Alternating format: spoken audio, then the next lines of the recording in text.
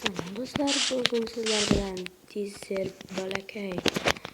Bugun sizlar bilan Minecraftning top 3 ta sirlarini o'rgataman. Ya'ni birinchisi glomlarni yasash. Qanunda boshladik do'stlar. Birinchi bo'lib qo'limizga mana bu temir blokni olib olamiz va bitta blokni qo'yganimizdan keyin esa yon tomoniga bittasini, bu yon tomoniga esa bittasini qo'yamiz va keyin qovoqni olib mana bundan bu yerga qo'yamiz va mana glomimiz tayyor do'stlar. Tansoq va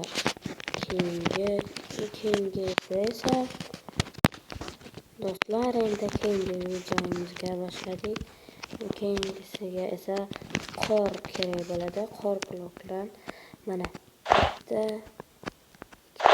olamiz va qovoq kallani olib mana hozir bu yog'iga bitta qo'yamiz. Mana shu bo'ladi do'stlar.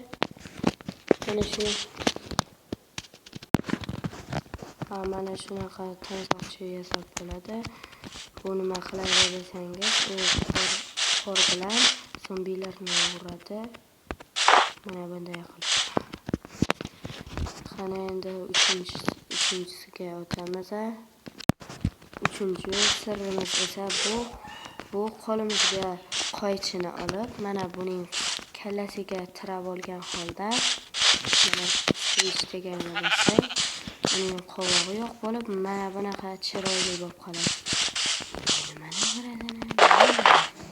Ana qor parchasi tushdi. Bugungi videomiz shulardan iborat edi. Do'stlar, xayr demayman.